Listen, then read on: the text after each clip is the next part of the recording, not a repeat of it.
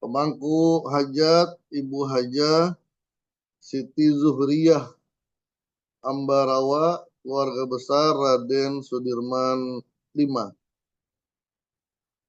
Bunda Haya, Popriatna, Bunda Dr. Sari, ikhwan, akhwat yang dirahmati oleh Allah Subhanahu wa Ta'ala.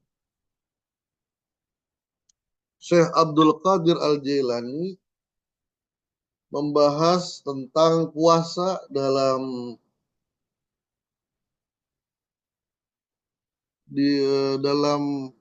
sudut syariat dan torikoh. Puasa secara syariat adalah menahan al-ma'kulat wal masrubat, makanan dan minuman dan berhubungan suami istri di siang hari. Ini sesuatu yang harus dilaksanakan. Sebesar setinggi apapun makom seseorang, tidak boleh meninggalkan puasa syariat kecuali uzur syar'i. Tidak ada bahasa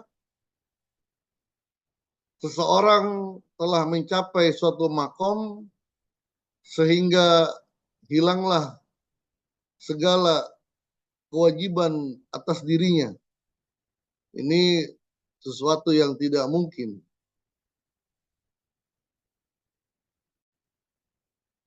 Bercermin kepada baginda Rasulullah Syekh Abdul Qadir Al-Jailani dan ulama-ulama lainnya yang memiliki makom yang begitu tinggi tapi tetap menjaga ibadah-ibadah secara syar'i, secara syariat. Jadi syariat adalah menahan makan dan minum dan hubungan badan ketika siang hari. Jangan berhenti di situ. Harus meningkatkan kepada puasa toriko. Itu menjaga seluruh anggota tubuh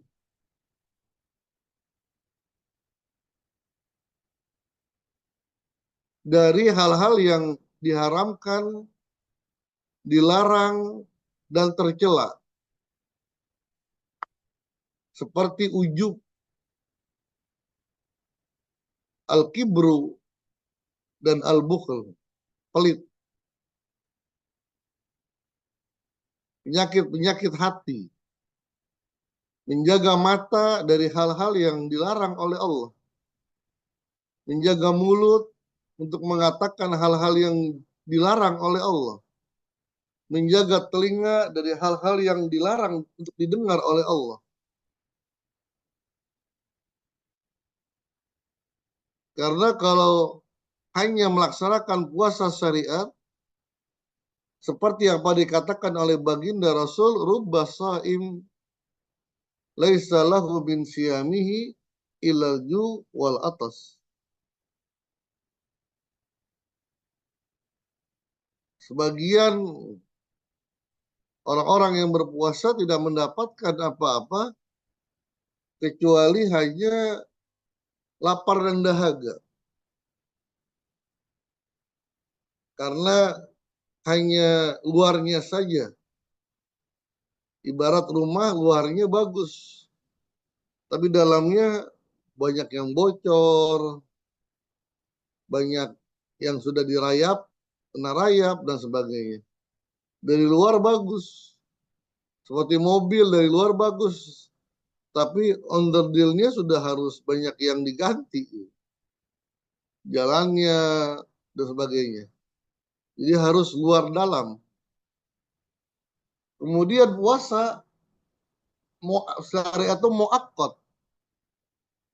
Ada waktunya. Min tulu'il fajri ila ghurubi syams.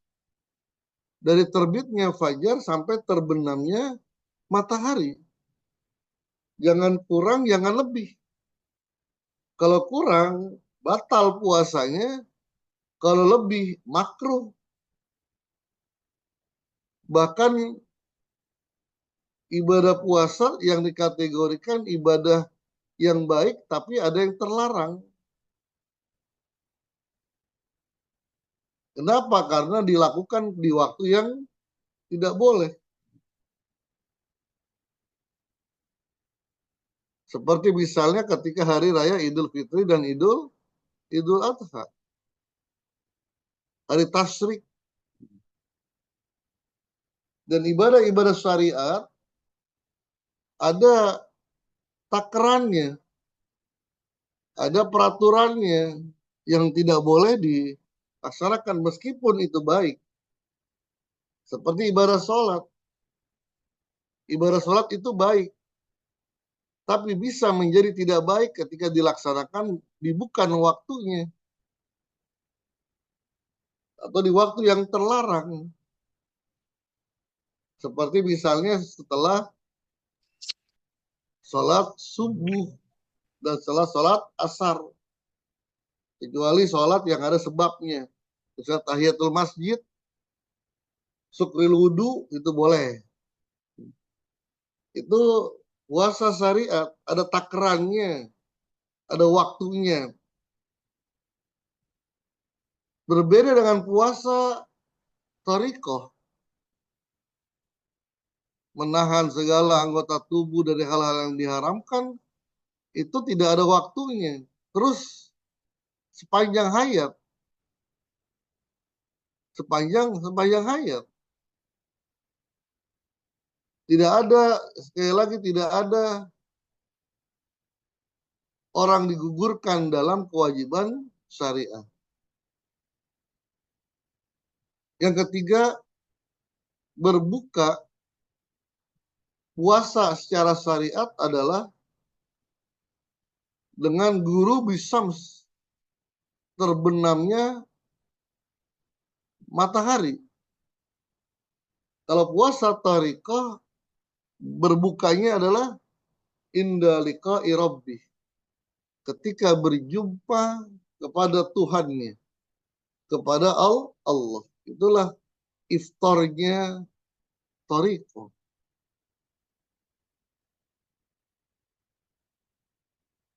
Imam Ahmad bin Hambal, beliau pernah ditanya, karena Imam Ahmad bin Hambal itu kalau pagi itu beliau di pasar menjadi tukang pikul untuk menafkahkan keluarganya. Di siang hari, sore hari sampai malam beliau mengajar, menulis, dan terkadang beliau melakukan perjalanan bukan untuk rekreasi, tapi untuk mencari hadis yang beliau kumpulkan dalam kitabnya, sampai ditanya kepada oleh muridnya, kapan engkau istirahat? Sang murid berkata, sang imam berkata, awalu qadamin wada'tuhu baina yadayillah. Kakiku yang pertama, ketika kakiku sudah aku letakkan di hadapan Allah. Itulah waktu iftarku. Inilah ahli silsilah. Guru mursyid kita waktu istirahatnya jauh berbeda dengan waktu istirahat kita.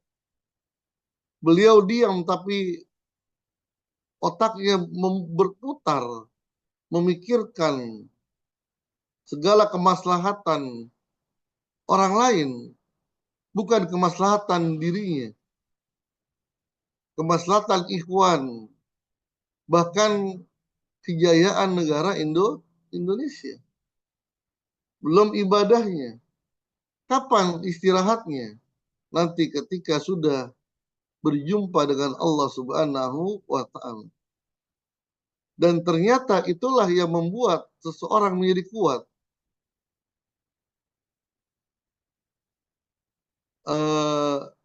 Al-Habib Abdullah bin Alwi Al-Haddad mengutip perkataannya Imam Ghazali dalam kitab Nasaihud Diniyah.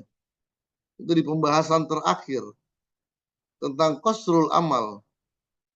Beliau mengatakan inda subhi yuhmadu qaumus sura. Inda subhi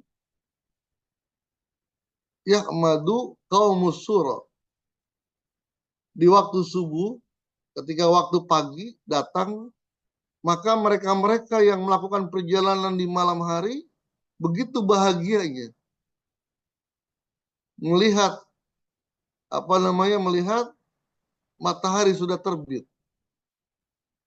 Kenapa? Karena beliau merasakan betapa beratnya perjalanan di malam hari. Dan mereka kuat karena mereka mengatakan nanti akan ada waktu pagi. Wala tajza li hadisatil layali famal hawarisud dunya baqa'u. Janganlah kamu takut dengan keadaan di malam hari. Karena tidak ada kejadian di dunia ini yang sifatnya kekal. Ada malam, ada pagi, ada siang, ada bahagia, ada sedih, ada sakit, ada sehat, dan lain sebagainya. Itulah yang diajarkan oleh guru agung kita. Sudah zikir saja, hadapi semuanya. Sampai Allah lah yang akan liyukhrijakum minaz zulumati ilan nur. Wallahu muwaffiq ila aqwamit thoriq. Assalamualaikum warahmatullahi wabarakatuh.